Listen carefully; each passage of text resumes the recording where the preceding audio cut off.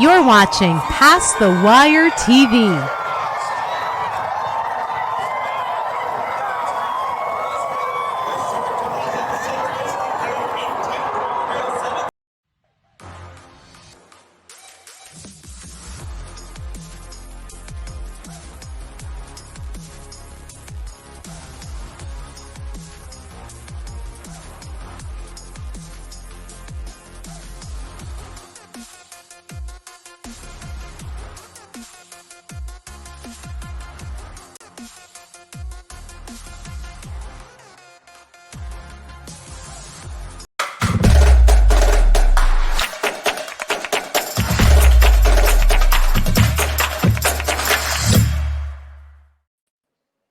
All right, welcome back. Another go around.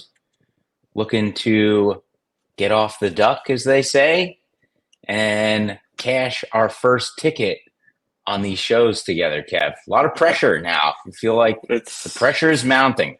It is getting into crunch time. We've gone 2 for 2 on spot plays, but no one really cares about that because that's not the point of the show. But at the end, I do have a triple barrel spot play for Sunday. But first and foremost, yes, this pick 3 sequence we are targeting is of the utmost importance. And we are going to go through races 8, 9, and 10 on Sunday. We'll go through the Bowling Green, which is race 9, where we have a not so clever single, much like most everybody else probably playing this sequence, but sandwiched around that, race 8 we thought was pretty interesting. Race 10 was pretty interesting as well. So let's dive right into this race 8. It is a $14,000 claimer, non-winners of 3 lifetime. And we've got a couple in here that we're going to kick it off with. We're going with the 2, 5, 7, and 9 in race 8. That 2 is Devil's K for Tom Morley, Kev. Yeah, just think he's getting back to his preferred surface here. Ran the last 3 on the turf. Clearly, speed figures wise, just a couple low. Some of his recent dirt form. And yeah, I mean, if he can run back to those 87, 86 on Brisnet, then he for sure fits in here. Yeah, I agree. That's exactly what stuck out to me too. It just seemed like this, 6 furlong distance on the dirt after the last 3 attempts on the grass. Just seems like this is exactly where he wants to be. And those last 2, like you said, consistent speed figures is what, one of the things that I like to look for in these claiming level races. And even looking back, the last time on the dirt, he was at the $25,000 level, and one prior to that was at the $35,000 level. So now he's dropping in for $14,000. Probably gets a little bit of class relief, and this one looked to be a decent contender. The 5, Quick Hammer for Ray Handel. Seems like Ray Handel's had a decent couple of days recently. And to me, this one being on the front end in a 6 furlong sprint, we're recording this Friday night, but we saw races on both the dirt and turf today at Saratoga where it was, quickest one out of the gate, took them all the way around and won. So I think that's going to be the strategy for Quick Hammer. The 5, IRAD aboard, and I think this one's just going to try and blitz the field and take them all the way around. Yeah, I agree. You could see he kind of prefers the front end. He just tends to stay more if he's up in that top flight of horses. I just think, this horse has a chance to kind of do what a lot of horses are doing at Saratoga, which is first to the turn, is pretty good and kind of hard to catch. The 7 Blue Plate Special. For me, I liked the late pace figure last time out here. And he did lose to finish a couple lengths behind that Devil's K, the 2 that we had originally spoken about. But I think he's got a little bit of an improving pattern off his last 2. He's had a little bit of a break since April. At 6-1, I think that there might be a little bit enough speed in front of him that he can kind of sit off of it and have a good run late. And that late pace figure, a 94 last time out, 3 and 4 back, 88, 89, so just kind of consistently in the top end of this field in terms of late pace and just kind of looking at perhaps how this race might set up. I think he's got a shot. Yeah, and I think the biggest thing is that he's finally getting a break. I mean, he ran in February 17th, then 2 weeks later ran March 1st, a week later ran on March 9th, and then a few weeks later in April, or like a month later, but now gets a solid break. Had some good workouts back in May and kind of just been having maintenance works every other week since through June and now into July. I just think this horse is kind of ready, and at this level, I think this horse is sitting on a race that can definitely win. Yeah. The 9, speaking of at this level, the 9 Pineapple Man for Michelle Nevin, taking a maybe a little bit of a peculiar class drop here, coming in out of last time out, I guess was kind of at the same level, but a few back was running in allowance company. So just kind of dropping in here off of that, then 35,000 claimer, 25,000 claimer last time, 14,000 here. It just seems like they're working their way to the bottom, and they've pretty much reached the bottom. So kind of running against stiffer competition, not really ever being all that close, but perhaps this is the right sort of company for Pineapple Man. And off of that big class drop, you kind of hate to be left holding the bag. Yeah, and I personally, I think he gets a jockey upgrade here, going from Trevor McCarthy to Kendrick Carmouche. And for whatever reason, these outside posts just seem to be being able to sit a little bit more closer to the front than the horse is kind of down inside, especially in these sprints at Saratoga. So only 15 lifetime races, so definitely a chance to improve. And we've seen Michelle Nevin improve some horses, especially on the Naira circuit lately. So I think he definitely fits, especially at 6-1. Yeah, that's a good point. Looking at the post stats on the Brisnet past performances, 26% winners at the 6 furlong distance on the dirt, 26% winners post 8 and out. So I feel like that's the good. first time a mental stat of mine has actually matched up with the statistics. So 2, 5, 7, and 9 to kick off the first leg of this pick 3 in race 8. Race 9, we're not getting cute. We're just singling Silver Knot, who just on paper just appears to be head and shoulders above the rest here. Has already beaten that one horse Ohana Honor last time out in the Man of War, where he just kind of kicked it into a different gear at the top of the stretch. I just remember watching this horse at Santa Anita during Breeders' Cup weekend, and he finished second and just, perhaps kind of got a little unlucky there. I liked him that day at, 3-4-1. And then he came back in the Hollywood Derby and did not win. But this year he's 2 for 2. You get Flavian Pratt back again, third time in a row, back-to-back wins. I just think this horse is again sitting on another really solid effort, and I think just kind of towers over this field. Yeah, I think the switch to more of these marathon distances has kind of really suited him. You could just see he just has more more stamina at the end of these races than most of the others. Um, so that's what I think this kind of form switch for him is just going longer has suited him way better. And you get Pratt, who's been riding lights out on the turf at Saratoga.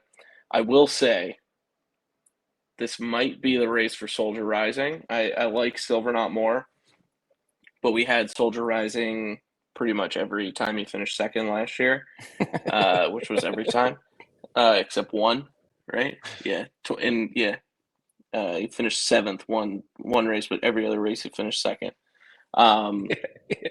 Finished second in 5 of his last 6. But no, I think I mean I agree. Silverknot just kind of towers over this field, and I can see him kind of just setting his own trip and being able to kind of fly late. Yeah. I mean, it would just be our luck, right? That It Soldier would. Rising somehow springs up and wins this. Yeah, for sure. All right. Well, we're not getting cute, like I said. Silverknot, a single in race 9 in the middle leg of this pick 3, and in that grade 2 Bowling Green on Sunday. All right, race 10. We've got 3. We get the 3, 6, and 7 in here. And Kev, this 3, Miracle Mike, is one that you liked. Yeah, so this is going to double as my one of 3 spot plays on the day. Miracle Mike getting back to the mile and 16th distance on the turf, which to me, looking at his past form, is kind of his preferred distance. He went mile and an eighth last time out. Seemed to just be a little bit too far for him, but now he's kind of getting the distance he wants, and he's got some good solid works, and I just think he's kind of set in here, and his speed figures fit, and I think 5 to 1's a nice price. Yeah. The 6, I don't even know how to pronounce it. Spilkies. Again, I think what kind of stuck out to me is just the consistency of these, the late pace figures, especially the last one is his first try on the turf, and just being on the front end, like we've seen a lot so far this summer. Being on the front end has been pretty beneficial in a lot of races, whether it's dirt or turf. But in the Brisnet PPs, he's listed as an S type, which is a little bit further back off the pace. But last time out, he led the whole way around by a head and was able to get the score. So I'm looking for a little bit more of the same from him. Taking a decent step up in class, so the competition will be a little bit tougher. But I think his speed figure last time of an 80 fits here, and especially that late pace figure, the 93 and even a 92 back, I think makes him a viable contender on the turf. Yeah, I mean, he's 2 for 4 on turf lifetime. You have to go all the way back to the last one they'll show here is June 10th, 2023, where he lost a Spirit of St. Louis, who's a solid turf horse. Trip note says he had to check bad, which I assume is why he ended up with only a 45 speed figure. But based on his breeding, I mean, turf is his preferred surface. And like you said, I mean, based on the speed figures alone, he fits at a great price. Like we said last week, Luis Saez is now 2 for 50. I know. But I mean, you figure that's going to have to turn around at some point, unless what was it, a year or 2 ago, where Rudy Rodriguez had one win on the meet pretty much going into the final weeks. But Yeah. Yeah, he was like 0 for 26 or something. Yeah, I just think this horse fits in here, against some company that isn't as good. Yeah, and even, taking a little bit of a step up in class, but, current class on the Brisnet PPs has been a fantastic angle, especially on the turf this summer at Saratoga and, just in general. And this Spilkies is fourth in current class, but the top four are separated by 0.3 on this scale. So Sonic Speed and Laurel Valley, the top two in current class, and also I think the top two on the morning line. Sonic Speed's the third choice on the morning line, but Laurel Valley likely to go off favorite here. They have a 113.6 and 113.5 current class rating respectively, and that the Spilkies is 113.3. Miracle Mike, who we already talked about, 113.4. So, we were against this Laurel Valley. So just kind of going off the current class, this Spilkies, the 6, definitely fits in here with that angle. Kev, the 7, Slap in the Face, was one that you were texting me about earlier today. Mm-hmm. Yeah, I mean, it took him a little bit to get out of the maiden ranks. Some, second, third. Finally had his win at the end of the year last year. And what I like to see is that he came back first start of the year, the end of June, matched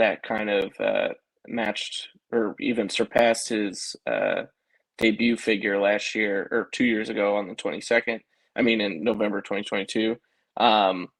And then I just think he has, a good late pace figure, presser type, second start of the season off the layoff, good solid workouts.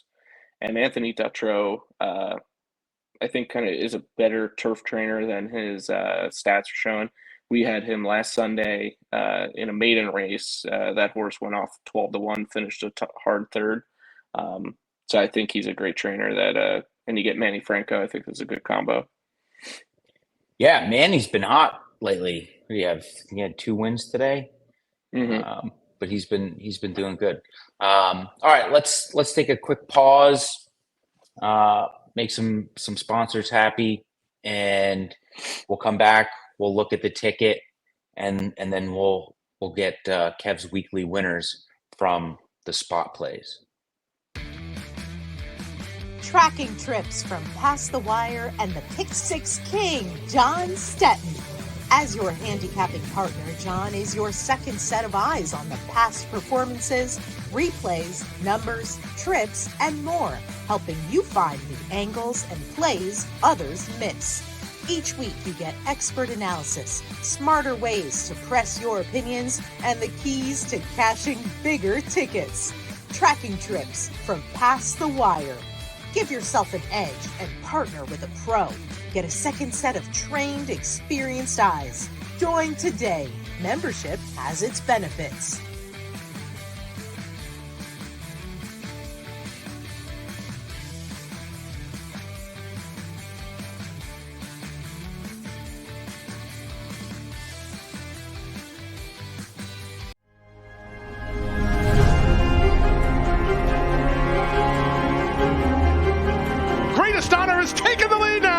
Less than a quarter of a mile to go, and Greatest Honor starts to get away.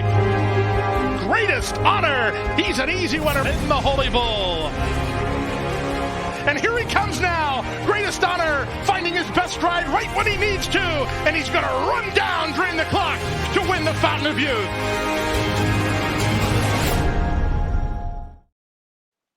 All right, here we go. Somehow City Exile just won that fucking marathon race at Delmar. Sorry. All right, here we go. Race 8, we're going with 4 horses. The 2, Devil's K. The 5, Quick Hammer. Blue Plate Special, the 7, and Pineapple Man, the 9. Race 9, not doing anything clever, just going with the best horse in the race, Silver Knot, a single, and then in race 10 to close it out and cash our first ticket on the show together, Kev. The 3, Miracle Mike, 6, Spilkies, and 7, Slap in the Face, a $1 pick 3 ticket. 4 with 1 with 3 is $12 for $1. How do you feel? I love this ticket. I think this feels like the one. I mean, they've all felt like the one, 48 hours out, but yes. Soon we're just going to be going to like boxing the field as our Sunday sequence. Exacta. Yeah, just giving out, $550 pick 5 tickets. Exactly. All right. So there it is. That's the ticket. Good luck if you're tailing. Say a prayer. As John always likes to say, follow us and you'll never starve. Feels like we're getting pretty hungry right now. We are. We're getting a little hungry. We are. So this is the weekend where we turn this around. All right. You've got some spot plays for us. Yep. Let's start with let's just go in order. We've got race 4. Race 4. You like the 5. Yeah. 1,000 plans. Yep.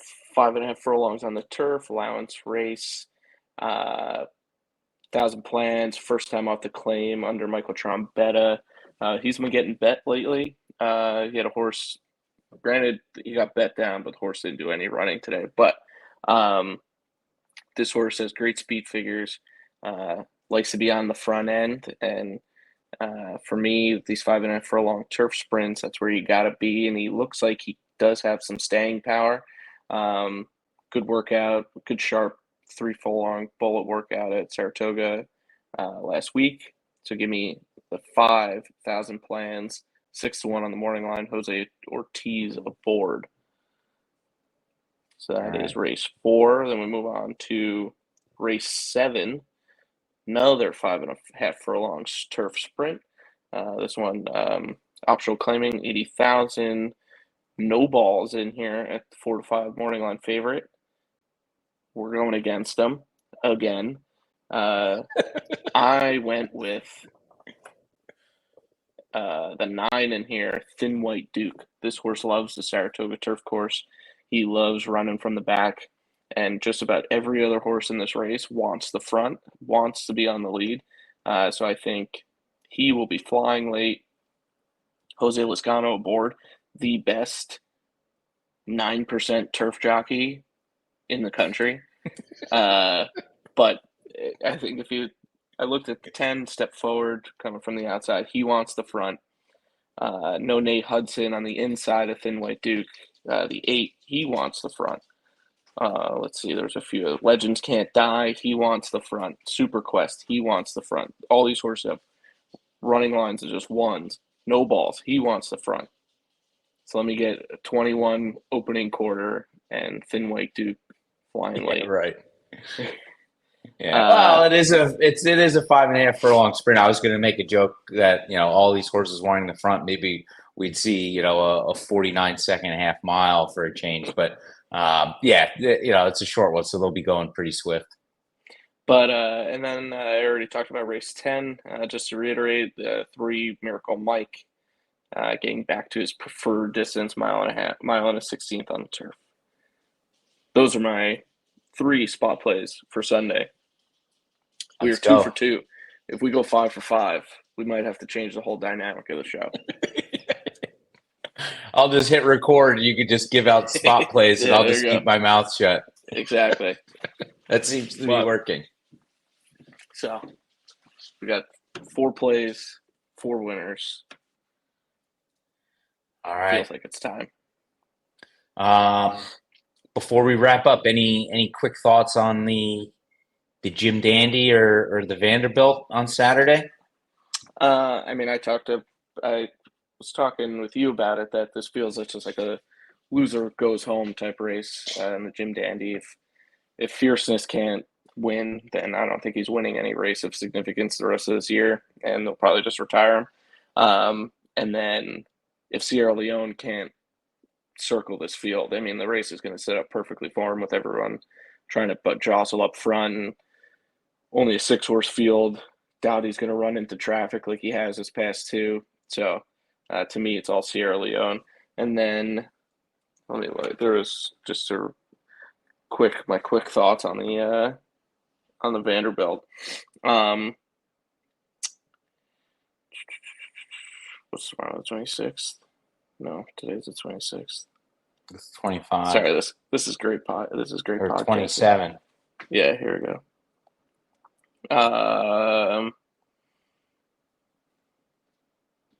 The Vanderbilt. Yes. So I had Baby Yoda on Belmonte, which was thrilling. Not going there today. Skelly, who I think is going to get bet down. Steve Asmussen. His horses never run at Saratoga. Ever since last summer, I've kind of taken it as an angle that if a sprinter is running at Saratoga for the first time and they're going to be favored, you cannot use them and just hope that they do not take to the dirt. Gun Pilot, same thing happened to him. Yeah, it was a good example. Finished way back. I think Skelly has a chance to do that. To me, Subrogate ran a great race on Belmonte, then ran a great race after that at Aqueduct. I think he's an option, as well as Nakatomi, who I think is going to be close to favored. So of the two, I would prefer Subrogate. But those are my 2 leans that I'll be basing a lot of things around tomorrow. Nice. Very good. All right. We'll leave it there. Nice and tight. Good luck to everybody if you're playing. Tons of Jim Dandy Day coverage on the channel. We did a show the other night, myself, John, and Gio, breaking down the Vanderbilt and the Jim Dandy. Charles Trent did a Equibase Race Lens preview of the Jim Dandy. John's also got some YouTube shorts coming out with some stakes plays for Del Mar over the weekend. So tons of great action coast to coast. Tons of great coverage on Past the Wire TV here on YouTube. Check it out. Like, subscribe, leave us a comment. And again, good luck if you're playing. We are so due, and this is the weekend. Let's do it, baby. All right. Thanks, Kev. Solo Mini, a top 10 first crop sire in 2023, standing at McMahon of Saratoga. 14 first crop winners, including My Shady Lady, winner of the $500,000 New York Stallion Series 5th Avenue Stakes, Grade 2 winner, Winstock, and Stakes winner, Solo Shot. Solo Mini, the 7th leading freshman sire and the only top 10 freshman sire with a Grade 1 or Grade 2 winner. He sired a $700,000 2-year-old at the OBS April sale. His juveniles sold for nearly 6 figures on average, more than 12 times the stud fee. Solo Mini, a controversial DQ from being a Grade 1 winner by 2-time Horse of the Year Curlin, standing at McMahon of Saratoga Thoroughbreds. Nobody does it better.